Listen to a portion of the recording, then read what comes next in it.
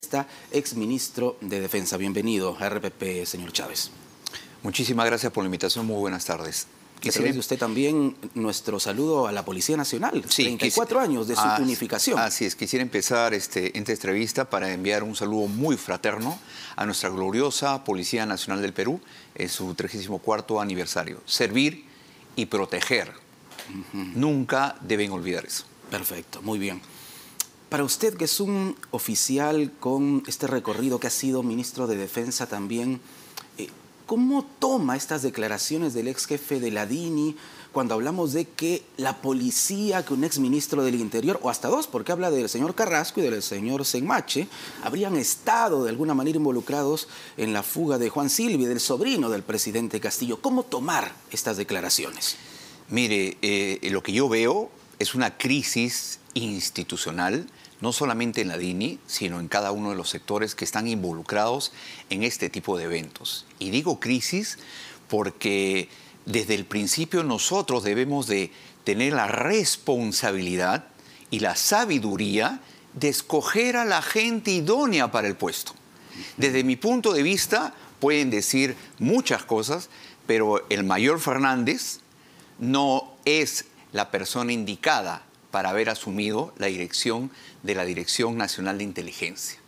Hay muchos referentes entre civiles y militares. Entonces, cuando yo coloco una persona por el aspecto de la confianza, creo ahí comenzamos a generar estos problemas. Habría que recordar de dónde proviene el señor Fernández Latorre, ¿no? Proviene de Tacabamba, él trabajó en Tacabamba, tenía una cercanía, obviamente, desde geográfica o tal vez amical con el presidente Pedro Castillo, y terminó trabajando en la DINI, ¿no? Entonces, desde allí ya vemos el interés no solo de su procedencia, sino también de por qué estaba allí. Claro, y desde el momento que nosotros escogemos, nadie indica que sea una mala persona, que no tenga capacidades para ocupar otro puesto, porque él ha llegado al grado de mayor, claro, ¿no es cierto? Y de repente su espacio es en el nivel táctico, pero no en el nivel estratégico. Claro. Y en la DINI se procesa inteligencia estratégica. Y discúlpeme, acá no estamos para encargar a personas para que aprendan. Si en el devenir ha aprendido, lo felicito. Pero eso ha traído como consecuencia a ello. Respondiendo a su pregunta, entonces, ese es el germen, el inicio. Y muy preocupado porque una institución tan importante como la Dirección Nacional de Inteligencia, que es la institución encargada de obtener información para la lucha y protección de un Estado ante amenazas y riesgos, se está dedicando a cualquier cosa menos a cumplir su misión. Entonces, y digo cualquier cosa porque se han dedicado a defender al presidente, se han dedicado a ver otras cosas que no tienen que ver nada con la inteligencia estratégica, están ubicando a otra persona, que si bien es cierto es un oficial general del ejército, pero tenemos que ver si tiene la idoneidad o no para desarrollar eso.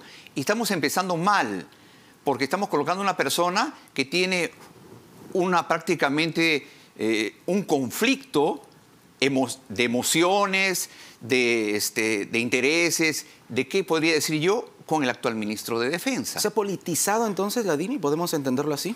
Yo pienso que sí. Es que lo que pasa es, un ejemplo me dio un amigo, ¿no?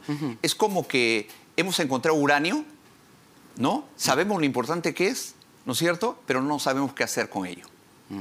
Entonces, la DINI, yo no puedo decir que esté politizada. Sí, me parece que está politizada porque acaba de renunciar el director de inteligencia, indicando esos aspectos que está politizado. Pero yo iría un poco más allá. Yo creo que la DINI parece un centro de chismes, un centro de intereses personales. ¿Por qué? Porque no nos estamos dedicando así de manera directa a ¿qué? ¿No? A hacer nuestro trabajo. Claro. Claro, y esto desde el inicio, ¿no? Lamentablemente el gobierno del presidente Castillo se ha caracterizado desde el inicio de su gestión por irregularidades o presuntas irregularidades en los ascensos, por ejemplo, tanto de la policía como de las Fuerzas Armadas, ¿no? Y eso termina salpicando a organismos tan importantes como la DINI, por ejemplo. Sí, pero por supuesto, pero ya el mayor Fernández acaba de decir de que ahí cuando le propusieron algo deshonesto, estaba presente un ministro de Estado. Sí. Sí, sí. Entonces, Ya la situación está un poco compleja. Lo que se debería hacer ahí, con toda esa información que tiene, el Ministerio Público debería dilucidar. Porque eso que digan de que no, pruebas por aquí, pruebas por allá, pruebas por acá, así como lo dicen en el Congreso, el Congreso no es una entidad que juzga, es una entidad que analiza y determina acciones en virtud de acciones políticas, para la redundancia, claro, llamado un juicio político, ¿no? Entonces, la verdad, ya la población está cansada de tanta evidencia que se presenta, pero que al final no hay ninguna respuesta por las instituciones que deben de llevar a cabo claro, eso, ¿no? Podríamos explicarlo así, 1 más 1 son 2, ¿no? Pero algunos no quieren todavía ver el resultado de esa suma, ¿no? Claro, lamentablemente. O yo veo caminando a alguien que tiene 4 patas, que ladra, es un perro, ¿no? No es otro animal. Entonces, ahí claro, estamos teniendo ese tipo de problemas. ¿Cuán dañada queda la imagen de la Policía Nacional con esta situación? Porque estamos hablando de exministros, de personas que están involucradas incluso ahora en altos mandos, ¿no?, de la policía, y que están de una u otra manera relacionadas también con esta presunta organización criminal. ¿Cuánto daña esta situación a nuestra misma Policía Nacional? Sí, mire, yo pienso de que acá también ha habido otro error, de que para lograr el desarrollo y la solución a los problemas en una gestión de un gobierno, lo primero que deben hacer es fortalecer la gestión pública. Y dentro de ese fortalecimiento de la gestión pública es el fortalecimiento de las instituciones tutelares, ¿no? En este caso, Fuerzas Armadas y Policía Nacional. Claro. Y la Policía Nacional tiene un rol muy importante porque trabaja de la mano con el Ministerio Público justamente para ver estos aspectos ligados a la criminalidad, ligados a la corrupción y otro tipo de problemas. Un mensaje que se le puede dar a la policía, al cual uno le tiene mucho respeto como soldado de la patria, es de que no se dejen encantar por los cantos de sirena, porque el largo brazo de la justicia siempre les va a alcanzar, siempre les va a alcanzar. Entonces, cumplan lo que tienen que hacer, cumplan con las normas, no se metan en problemas. Entonces, la institución policial es más grande que cualquier designación de una persona y que cualquier orden que vaya en contra de la legalidad. Claro, porque los ministros van a pasar, los presidentes también. Sí. Lo que queda es la institucionalidad. Es lo que debería quedar en todo caso. No podemos dejar de conversar, señor Chávez, aprovechando también su experiencia como exministro de Defensa, sobre lo que está ocurriendo en esta cartera. Tenemos nuevo ministro, el señor Gustavo Bobbio. El señor Barragán ha terminado por renunciar una semana después de haber sido ratificado por Betsy Chávez. Estos continuos movimientos al sector defensa, ¿no cree que también terminan impactando de una u otra manera en la ciudadanía? Tanto como en la policía y como en nuestras Fuerzas Armadas, el continuo cambio de ministros va en desmedro del fortalecimiento de las Fuerzas Armadas y nuestra Policía Nacional. No se puede llevar a cabo los objetivos, el desarrollo, las asignaciones presupuestales. En otras palabras, ¿qué hacemos? Claro. Viene una persona, cambia, viene otra persona, cambia. Entonces, eso no ayuda en nada, ¿no? Sí. Es el sexto ministro de Defensa. Es el sexto ministro de Defensa. Estamos hablando de que un ministro de Defensa en esta gestión de Pedro Castillo dura ¿cuánto? ¿2 meses y un poquito más? Sí. Se está sentando recién en el despacho y ya tiene que renunciar. Y la gran responsabilidad que tiene un ministro de Estado, en este caso en el Ministerio de Defensa, es asegurar el fortalecimiento de las Fuerzas Armadas para el cumplimiento de sus misiones constitucionales que tiene. Pero si yo nuevamente lo voy a cambiar cada cierto periodo de tiempo, no tenemos, pues, objetivos ni metas que podamos alcanzar en el mediano plazo. Claro. Entonces, estamos en desmedro del fortalecimiento de nuestras instituciones y creo que eso ya debe de parar. ¿Conoce usted a Gustavo Bobbio, el nuevo ministro de Defensa? Sí, lo conozco. Él ha sido mi instructor. Lo conozco porque él es de una especialidad afín a la ingeniería militar, de la cual yo también pertenezco. Y yo lo conozco como un académico y un profesional de buena trayectoria. Pero yo debo, en este entorno, y tocando el tema, retornando al tema de la DINI, él ha sido jefe de gabinete de asesores de la DINI. De la DINI, así es. ¿Correcto? Así es. Y el mayor Fernández de la Torre, el día de hoy, ha dicho que el general Bobbio conocía de todo lo que ha explicado. ¿No? Por poner un punto de que había recibido visitas de sobrinos del presidente pidiéndole dinero y otras acciones de las cuales él había tenido conocimiento y él ha metido un juicio de valor indicando de que el presidente conoce prácticamente todo. Así es. Entonces, así es. Si el general Bobbio conoce como jefe de gabinete, yo en su lugar no hubiera aceptado ser ministro de Estado, ¿no? Por dos cosas. Primero, porque hay serios indicios de lo que está ocurriendo. Y segundo, de que hay la posibilidad de que solamente dure 3 días, ¿no? Si es que se llega a la vacancia presidencial. Entonces, lo que se debe llevar a cabo, ¿no?, es un análisis antes de asumir responsabilidades. Si no, va a pasar lo que ha pasado con el exministro Daniel Barragán, de que solamente ha durado un pequeño espacio de tiempo, ¿no? Y eso no ayuda en el fortalecimiento de las instituciones, mucho menos del sector defensa. Además ha llamado la atención en el caso de Gustavo Bobbio su cercanía con el etnocacerismo, ¿no? Él mismo lo ha declarado en más de una ocasión, que es amigo, dice él, de Antauro Humala, ¿no? Así es. Y esto también a los peruanos nos deja cierta preocupación. Bueno, él puede ser amigo de Antauro Humala, ¿no? Como yo anteriormente he conocido que él tenía una línea de apoyo a Antauro Humala, en la línea etnocacerista, en el nacionalismo puro y duro, ¿no?, que se tenía que llevar a cabo una reforma y todo lo demás, cada uno en el marco de la Constitución política del Perú. Uno puede pensar, opinar como desee, ¿no?, mientras no afecte el derecho de otras personas. Sin embargo, cuando hablamos de que existe cierto temor, yo quisiera ser puntual en lo siguiente. Sí. El ministro de Defensa, si bien es cierto, es el responsable político, ¿no?, de las Fuerzas Armadas y es el que tiene contacto directo con el presidente, pero él no tiene mando sobre las Fuerzas Armadas. El que tiene mando sobre las Fuerzas Armadas es el jefe supremo de las Fuerzas Armadas y Policía Nacional, que recae sobre el presidente. En este caso, el presidente de la República. Exactamente. Entonces, que el ministro, en el supuesto negado, que diga de que el presidente me ha ordenado de que ustedes cierren el Congreso y que apoyen su actitud, las Fuerzas Armadas no tendrían por qué obedecer. Exactamente. Y en el supuesto negado que lo haga el presidente, las Fuerzas Armadas tienen bien claro cuál es su rol constitucional, ¿no? Vamos a seguir analizando ese punto, si nos permite, señor Chávez. Vamos en este momento a mostrar un documento importante porque la presidencia del Consejo de Ministros está acreditando, atención, a cuatro titulares de distintas carteras para que asistan al debate de la moción de vacancia presidencial en el Parlamento. ¿Quiénes van a ir? Lo tenemos ahí en pantalla. El ministro de Relaciones Exteriores, el canciller César Landa, el ministro de Justicia y Derechos Humanos, Félix Chero, quien ha sido mencionado también en estos audios entre Beder, el ex subsecretario de Palacio de Gobierno, y el señor Fernández Latorre.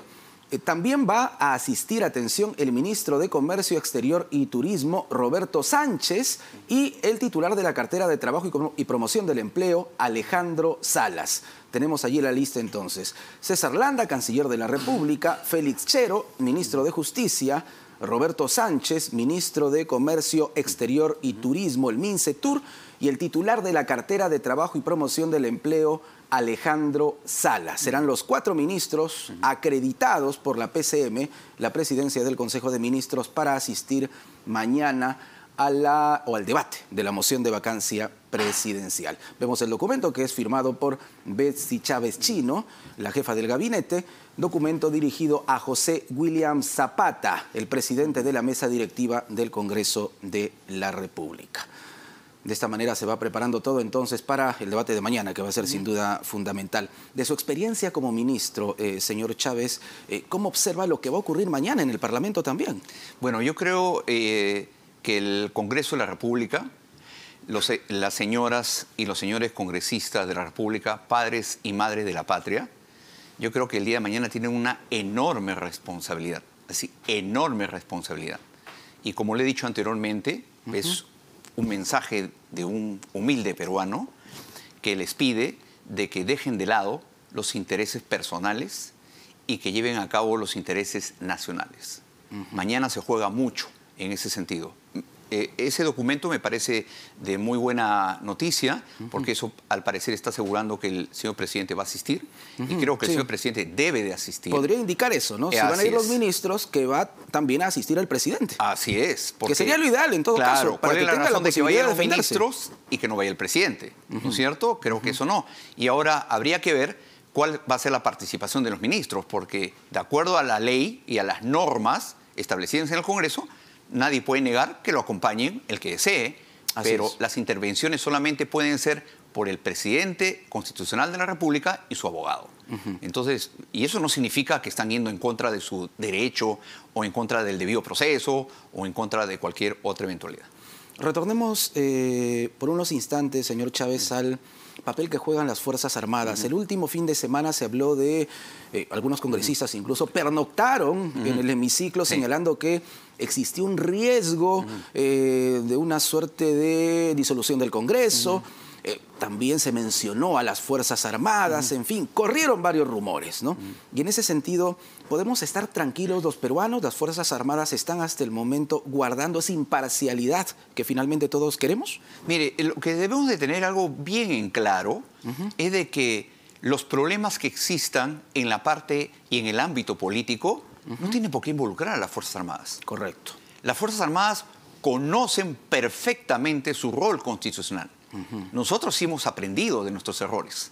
En la década del 90 y 2000 cometimos varios errores. Ahora no.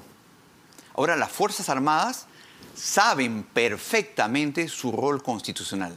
Yo soy un convencido que nuestras gloriosas Fuerzas Armadas saben eso y están a la altura de las circunstancias. No para favorecer a uno ni ir en contra de otro. No. Las Fuerzas Armadas han jurado defender a la nación, no a ningún gobierno. Más allá del gobierno que esté, que se puede ir y puede entrar otro. Así es. Yo defiendo a mi nación y estoy en el lado de mi nación. Han estado, están y siempre estarán para defender a la nación.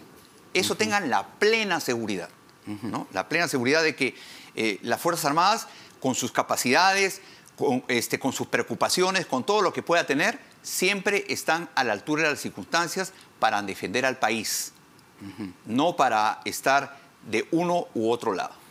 Se lo preguntaba porque estos rumores también han generado distintas reacciones. Incluso el mismo presidente de la mesa directiva del Congreso, José Williams, salió a decir que es imposible hablar de un golpe de Estado. Y obviamente era importante también que se aclare este punto, ¿no? Porque los rumores han corrido y algunos se pueden aprovechar de los mismos. Sí, mire, esos rumores empezaron con la renuncia del exministro de Defensa, Daniel Barragán. Hablamos del señor Barragán. Exactamente. Y él es el que ha debido de decir las cosas como son. O sea, él ha debido de decir, yo estoy renunciando por este o por otro motivo. Claro. Pero no dejar una ventana abierta de especular y que a las 2 horas, ¿no? Salga el señor presidente vía Twitter, ni siquiera por un comunicado, y diga de que no, jamás va a atentar. Pero nadie del Ejecutivo ha tomado la responsabilidad de decir, discúlpeme, pero lo que están hablando ustedes no es lo... Vamos a nuestro diálogo con Jorge Chávez Cresta, exministro de Defensa. Bueno, la situación está bastante movida en el Congreso, ¿no? Como peruano, como oficial, ¿qué es lo que espera mañana del Parlamento, del Legislativo, de los congresistas y también de la parte del Ejecutivo, que al menos hay 4 ministros que van a asistir, aunque el presidente todavía no ha confirmado que va a estar en el Congreso de la República? Mire, siendo consecuencia con las palabras expresadas por el señor vicepresidente, el congresista Muñante, creo que el país merece que el señor presidente vaya al Poder Legislativo y explique de manera presencial todos los argumentos de los cuales han sido tipificados para que se genere esta tercera moción de vacancia. Creo que ese es, en la gestión pública siempre hay una herramienta que se llama la rendición de cuentas. Y la rendición de cuentas es una obligación de un gobernante. Entonces, ese es el primer aspecto. El segundo aspecto, el Congreso tiene una responsabilidad, vuelvo a repetir, como peruano, como soldado, le pido al Congreso que tome conciencia de las acciones que va a llevar a cabo. Porque no se puede evidenciar ¿no?, de que lo que están haciendo es por cumplir un formato. Lo que se tiene que llevar a cabo es en el fiel cumplimiento de las competencias del Poder Legislativo, hacer que vaya el presidente, haga sus descargos y se tome las decisiones correspondientes para que el país funcione y se desarrolle en los mejores términos. Y actualmente no se está viendo eso. Muy bien. Gracias, señor Chávez, por estar con nosotros aquí en Las Cosas como